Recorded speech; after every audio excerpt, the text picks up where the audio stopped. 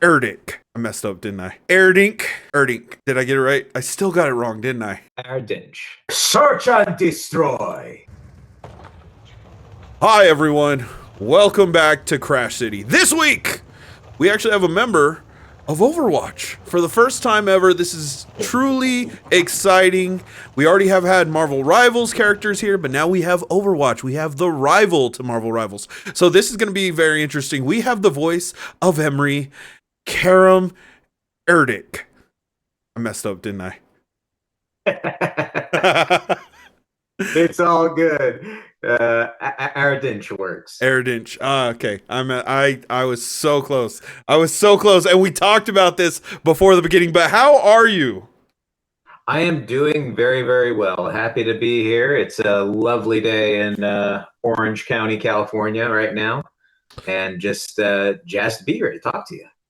So I just saw something too. As of this recording, we are recording on April 8th. Is that you actually did a little bit more voiceover for Emery? There was a new hero announcement trailer, and it featured your character prominently. Yes, that's right. As of recording this, it came out today. It's Hero 51, Sierra's debut trailer, and she went up against none other than Emre Sarıoğlu himself. So it was a fun adventure to record that, as well. It stands as his first animated debut outside of the game. Which is insane. It's awesome that actually happened today, because that was one of the things I was kind of hoping for is, how does it feel to have very few voice lines or whatever, and then that came out, so I was like, oh, that's perfect. That is awesome that we actually get to learn or see a little bit more of him and his ult taking over. But before we get into like the whole how'd you get into voice acting, we were talking about it off camera. I want to know what is your background in finance first off? Well, that was just the path that I thought I'd be going down in life. My dad's a banker. My grandfather was a businessman working in the steel industry. So I was in a very business minded family. That was just what was expected. Uh, of course, my family gave me full reign to pursue whatever I wanted, but I just sort of fell into that line anyway, where I thought, oh, well, finance is a very responsible, good profession where if you go through school, you get great grades, you get a great job, and live a good life. Mm. That was just sort of how I approached it when I was younger. So I went to school for that. In college, I majored in finance, business administration, with a concentration in finance, and graduated, and then got a job out of school as a credit analyst. And then I joined a company I was in charge of essentially financial analysis of the insurance premiums of covered California medical contracts for farmers. So, or farming companies, not farmers, but like agricultural companies that were a part of this umbrella. So it was very different from voice acting, totally outside the realm of the creative arts, certainly. And I suppose how I sort of started bridging the path away from that was I pursued both at the same time fully, Mm-hmm. which uh, I didn't even know that I could do that. I thought, well, you have to just really put all your eggs in one basket, go one way or the other way. But for the longest time, since beginning my pursuit of voiceover, I would say dabbling in it since 2015 was when I really just started making my videos and on YouTube. I would just make videos for fun, Yeah. which people have asked me especially since Emre came out, how do you get started in voice acting? You just start doing it. You start making your own content, your own videos, practicing, putting your 10,000 hours into it, and then slowly sort of putting those pieces together where there are those common paths like going to workshops, meeting your peers, becoming friends with other voice actors, sort of following the colony along in that path as you sort of take one brick at a time and sort of build your little house of your little VO career.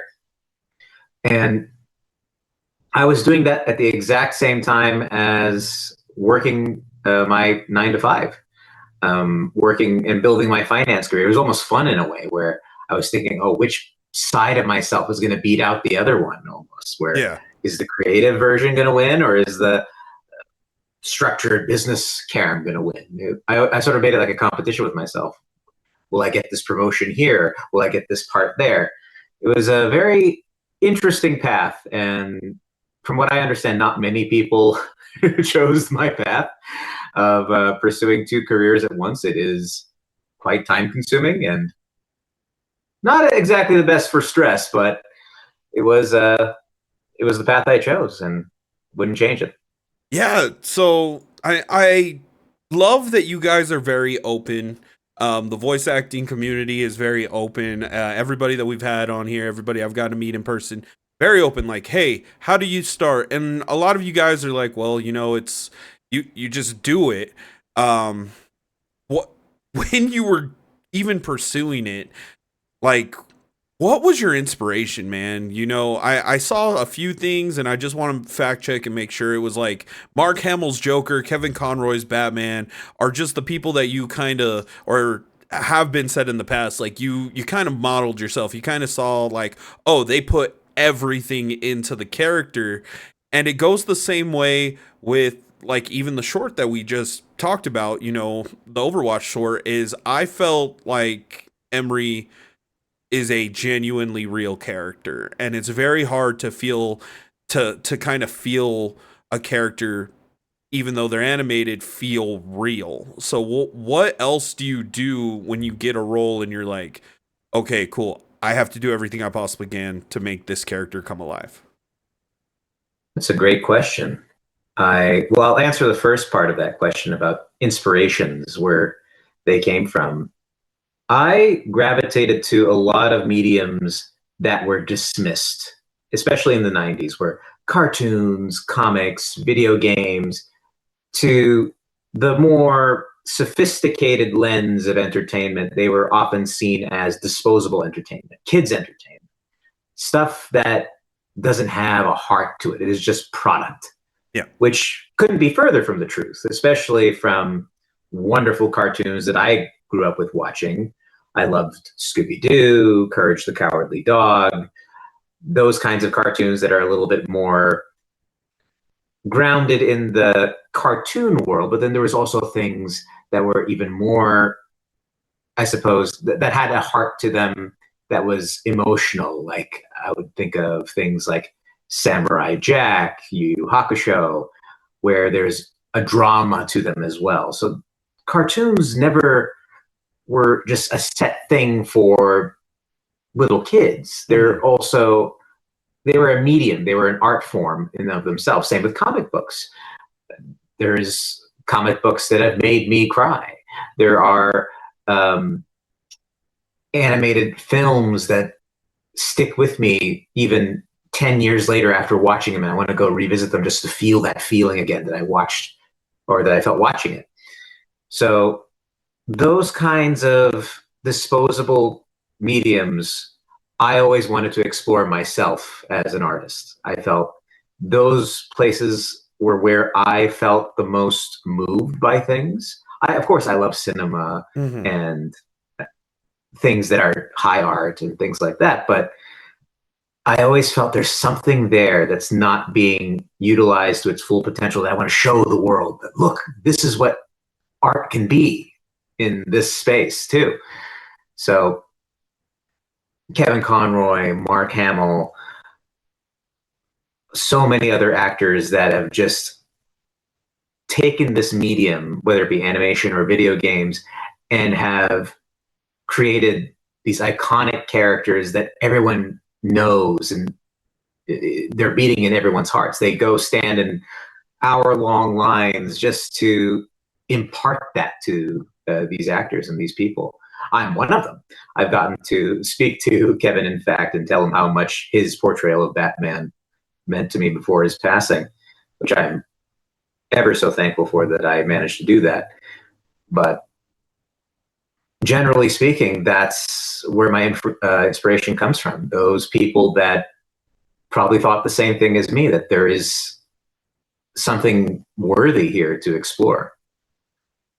Okay. And the other question that you had was about making a three-dimensional character.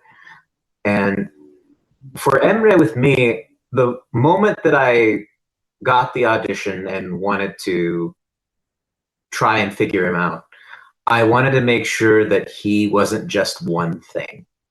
And it's very easy to sort of fall into that trap, especially in video games, because you don't have a lot of time to really expand on a character and show who they are. Thankfully, we have all these lore drops to do that. But in the video game as well, like with all the alt lines and lines on your emote wheel, I wanted to explore a gambit of this guy's emotions where sometimes he's funny, sometimes he's sexy, sometimes he's morose, sometimes he's miserable, sometimes he's hopeful, sometimes he's triumphant. All these different feelings and emotions that Emre has, I wanted to make sure they were part of his kit of lines. So everybody can find something to grab onto and go like, oh, I like that he's funny, or whenever he gets a kill, he goes, alev alevim, and just that means like I'm on fire in Turkish, where he's sort of like swashbuckling, like a Errol Flynn pirate character.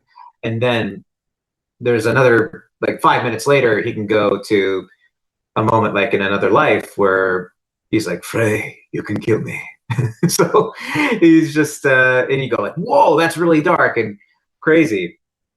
So that was sort of my entryway into the character, making sure he had all these little bits and pieces that people can gnaw on and explore, because there is this big mystery to him as well with what's happening with his whatever we call it, the unknown force, or Yeah. Blizzard has told me to call it the unknown force. And I will continue to do so if you're listening, Blizzard. So having that mystery and what happened to him over that 10-year gap between his leaving of Overwatch and where we are now, exploring that little by little and just sort of burrowing into that mystery is part of the fun of it too.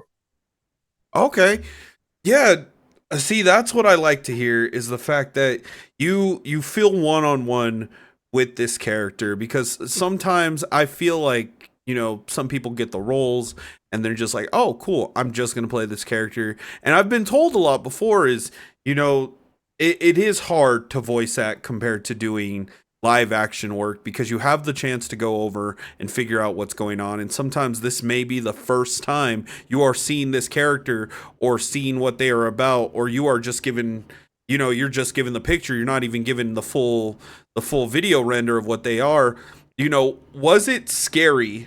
And I've been wanting to ask you this. Was it scary saying the announcement of, hey, we're releasing 5 heroes and these are each of the heroes and they're all brand new and they all have their own lore and they're all going in and we're doing it in one day? Was that a little nerve-wracking compared to like how everybody else was going to play with all these other characters? Hmm.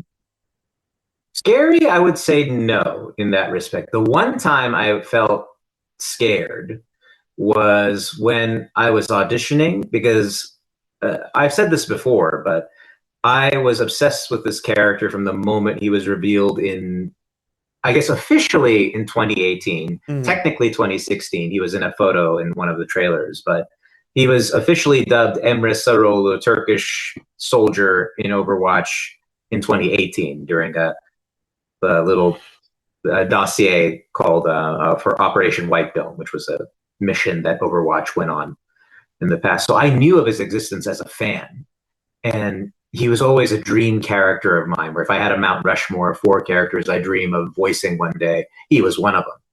As a player of the game since day one, too. So the only time I was scared was the moment that I sent it off, or just before I was about to send it off, because I was also going into my head about it, because I knew the lore so inside and out. I was thinking, well, would he be Soldier 76's age now because he was a part of that original team, or would he be younger, older? Because you only get one shot and you got to take it and leave nothing on the table. And I'm also thinking, like, I'm also competing with, I'm sure, a whole bunch of other Turkish actors, even in Turkey or in Europe and America. So there's a huge swath of people that would love and do an amazing job with this character too. So I really went into my head about it. And I even did two different takes, one where he is considerably older and another where he's closer to the age where he is in the final game. So I sent that off, and that was the one moment where I felt, okay, if it's meant for me, it'll happen, but I'm still scared. And I'm going to press the send button, just hope for the best. And I didn't hear anything for a good month or so. So it was just in my mind, and I was like, well, I just have to clear my mind. And if it's meant for me, it's meant for me. And then once I got that, green light that yes, you're him, it wasn't scary at all. It was a dream come true at that point where they told us just a week. I only saw him what he looked like in the game a week before Spotlight. Oh, wow. Yeah. To answer your question about not seeing what a character looks like, I did not see his in-game model at all. I saw his comic book version, maybe my third, fourth session in, but the actual in-game model I only saw a week before everyone else did. And then they told us about the party that Spotlight was going to be with all the streamers coming to campus. And that was exciting for me because I just got to see everyone's reactions, and everyone who was waiting as long for this character as I have, just as a fan myself, getting to enjoy that moment. It wasn't scary at all. It was wonderful. So at no point you liked it more than just him just being thrown out um by himself. You were like, cool, all these fans are here, but it's a giant moment because you guys had 5 heroes at the time. I don't think a video game has ever done that, where the updated roster is a whole team in itself, essentially. What do you think is going to happen now with Emery? Do you think that your guys are going to go more into his story, or is it just like they still have a lot of that picture to cover up before we start doing more individual stuff? I'm not sure, really. They sort of just they don't tell me nothing. By the way, they call me in and they're like, "Okay, here's what we're doing. Go." Like with the Finnish voice lines, they didn't even tell me that I was going to do Finnish. I don't know Finnish, but we did it. Yeah. We found a way to do it. That's sort of how they roll. But for I guess his story going forward in the 5 heroes, I just understand and know that they have a plan. They know what they're doing, and we just come in there, they're rock and roll, and that's all there is to it. But in terms of where Emre is going from here, I imagine we'll be exploring his story more because there's such an intriguing mystery to what went on with him. But Overwatch is really good at the slow burns, so I would expect that that plays out over a longer period of time. I don't know, but there's so many of these little bits and pieces moving around now with all these different factions as well, where they're all sort of converging and coming together now as the story beats are sort of being placed gently month after month. So I'm just excited just as much as everyone else to see where they go with it, because I mean, I didn't see what came out today coming when I recorded it, where I'm like, oh, that's a interesting way to introduce a new hero as well, where you drop them right into the action of what Talon is now doing. It's really cool how they're not just saying, oh, it's a new character, here's who they are, and blah, blah, blah, blah. They directly inject them into the story in an organic way, and just makes you feel more excited to try them out in the game as well, where you have that connection to them, that connective tissue, you know? So what are the other projects? What are the other IPs that you dream of, that you would love to be a part of? And I love asking voice actors this, because you have some people who have been part of the big three. They've been part of Naruto and Pokemon and Dragon Ball, but they haven't done One Piece yet. Or they've been in a video game like Marvel Rivals, but they haven't been able to do, they haven't gotten picked to do a different video game or anything like that. Like, what do you want on your radar? What would you hope that you could do one day? Yeah, that's a great question. I'm fortunate to where I've already gotten quite a few of them on my list. So knock on wood, it's been a very, very wonderful gift to have been exploring universes. I've gotten to explore Star Wars and live action, Elder Scrolls as my favorite Daedric Prince character. Got to play a Ninja Turtle, and now Emre as well. So it's been wonderful. So I'm just going to keep counting my lucky stars and hoping more of them cross my path. But if I could pick only one, and only one, it would be my favorite character in all of fiction. That is Dick Grayson, Nightwing in DC Comics, in any fashion, any way possible. He is my favorite. I have put some of him in Emre as well, especially his more swashbuckling side.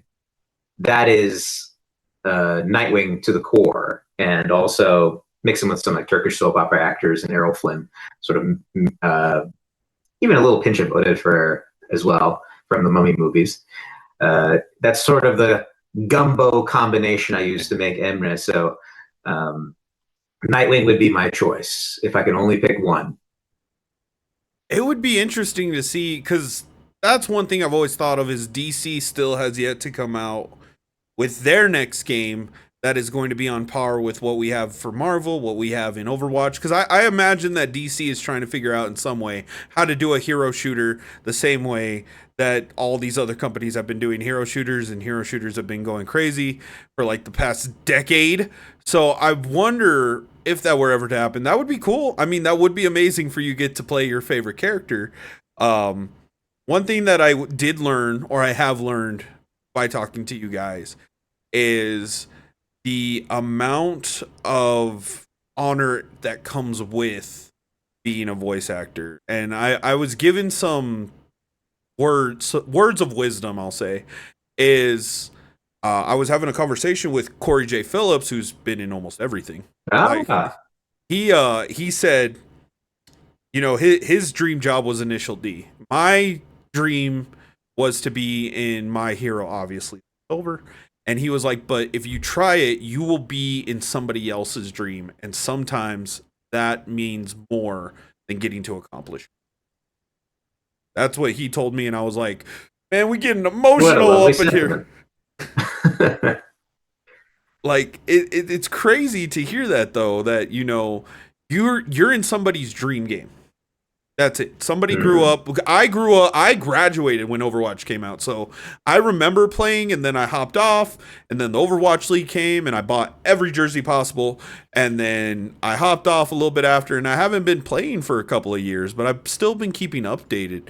And that's the thing is, there's somebody out here who's going to listen to this, and they're going to go, I really want to do this. He gets to play in my dream game.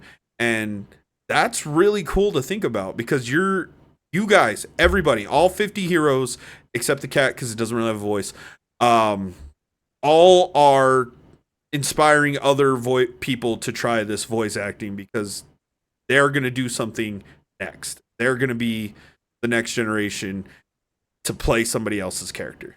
So yeah, no, I just thought that was cool.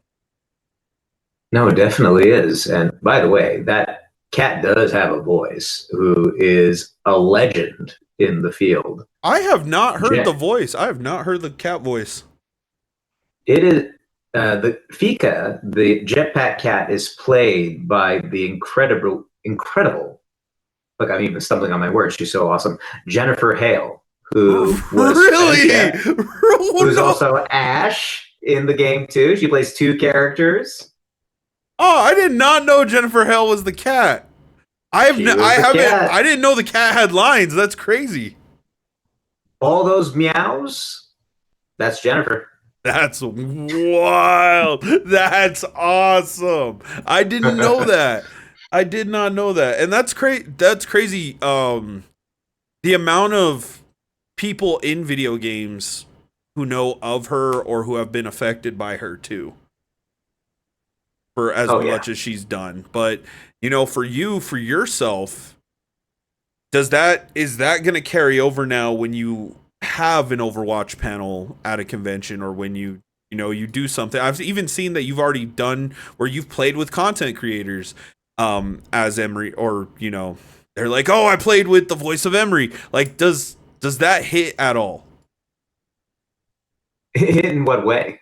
Just like fills my heart? Absolutely. Yeah, like, this is life is pretty cool. Like, it does it hit in that kind Oh, of of course. Absolutely. I mean, the best thing about being in Overwatch, I think, at least for me so far, never mind it being a role that I've dreamed of and just have a blast playing, I've gotten to connect with so many wonderful people and people that I would have never met otherwise.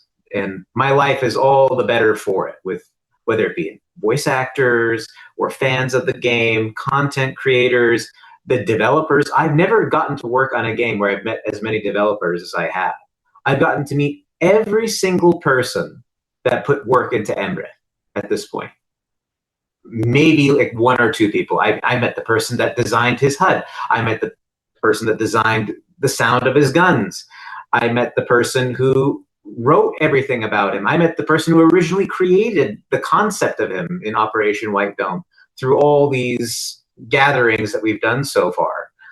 And I've even become friends with a few of them. It's just an unbelievable world for me that I've just stumbled into through putting out a 2 minute MP3 file into the cloud and hoping for the best. It's been an indescribable, wonderful experience. that's amazing. I'm glad. Normally, like I said when we were talking in the pre-show, one thing I don't like is to talk solely on just one subject with these guests, but I can feel the passion, man. Like, it's awesome to hear how much you love this character, how much this character is you in another universe. Like, you have been so excited to do this character, man, and I hope for the best. I hope that when once we find out what this what did you say, mysterious force that the Blizzard The gods are making, unknown the force. unknown force that the Blizzard gods are TM. making you say, once we find out what that is, I hope that it's a huge reveal and that it leads to even more. I'm excited to see what skins are going to come out. I'm excited to just see in general what Overwatch is doing. And I'm very grateful that you even answered this DM, because I figured all of the voice actors, everybody would be super busy right now that the game has revitalized its fan base and has grown even more since the launch of all five. Oh yes, it's been wonderful being a part of this sort of resurgence of Overwatch in this new era of everyone being really jazzed for the game again, wondering what collab skins are coming, wondering what skins are coming, what's everything going to be in store for season two. Everyone's just buzzing talking about it again. It makes me feel like we're back in 2016 all over again. We got to sort of reconnect also with the main OG cast too. I got welcomed in by our den mother, Carolina Ravassa, who's the voice of Sombra. We had a fun little gathering of all the newbies and the old guard at her house and got to meet everybody and just doing alt lines in her backyard. It was just a dream. It was a dream. I was pinching myself the whole time going like, is this real life? That is amazing. That is awesome. Those are core memories I hope a lot of people get to experience in their life, and I'm glad that you got to experience that. As we begin to wind down, because like I said, I don't want to take too much more of your time. If it would have gone another way and you didn't get the role, what would that would what would be like the path that you would go from there? Would it just have ignited the fire deeper to now go and get a new game, or what was the major plan if you hadn't been this role? Well, I would have just continued on because my career spans, I mean, people have begun to know of me through this character, but I've been doing this for almost 10 years now. I started in 2015 dabbling, and I've only really aggressively made it my career over the last 3 years or so. So it's a marathon, and you just have to know and feel in your heart that this is what you're meant to do and work for it, pursue it, put in the work, put in the time, put in the budget, which I'll tell you, getting into voiceover, not cheap. And it will definitely try your patience. It will frustrate you, but you will also feel so fulfilled. And I'll say this much. If you love being in the booth, if that's your favorite part, you'll make it through. If you are focused on where your peers are and getting X role that you need, or you feel like, oh, I need to get into this property, or I need to be in anime, or I need to be in video games, or I need to be in animation. If that's your focus, it might break you. But if you think, I've won because I get to be in a booth for 4 hours and create with other brilliant people that are far more amazing at what they do, like the directors, the sound engineers, and just love the job itself and love auditioning, you will definitely see success. That's my belief, because I am not of an acting dynasty. I can count the amount of fellow Turkish actors that do what I do here on one hand. So there's no reason why any of you listening that want to do this can't do this. It's just a matter of the best advice I ever heard was from Lauren Lester, who is the voice of Nightwing from the New Batman Adventures and New Robin, or not New Robin, the New Batman Adventures and Batman the Animated Series as Robin, Nightwing later on, New Batman Adventures. Got to talk to him at a convention. He was super nice and very engaged when I told him I wanted to be a voice actor. And the one piece of advice I'll never forget that he gave was, the best thing you can do to be a voice actor is not F off. And I hysterically laughed at that because he delivered it in such a dry pan way. But I look back at it and I thought, well, he's right, because you're a voice actor as long as you don't quit.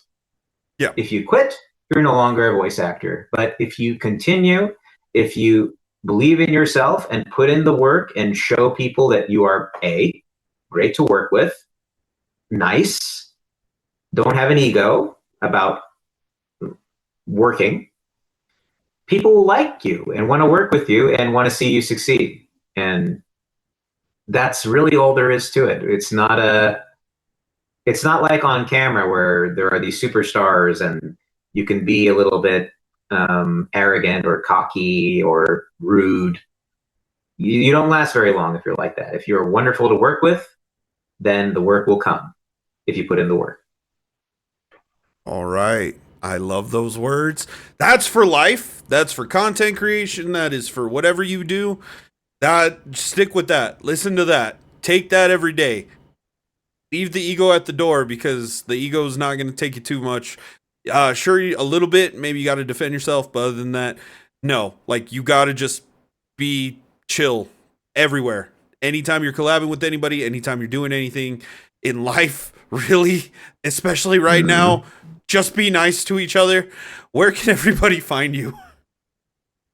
I have the same handle on all social media platforms. I am on Instagram, Blue Sky, Twitter, and I guess TikTok. I don't really use a TikTok, but usually you can find me on Instagram and Twitter mostly. But it is at Kerem is Whelmed.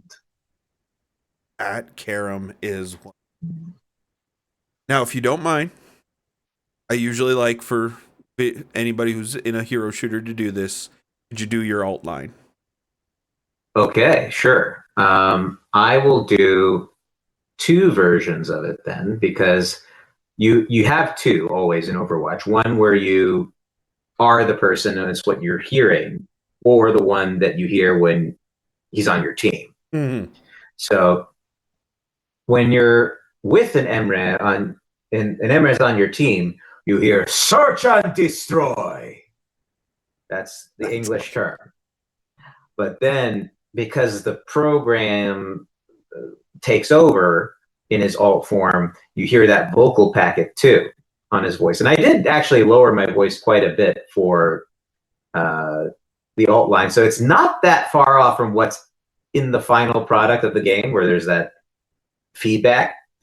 But they had me do it in Finnish as well for reasons I will not disclose.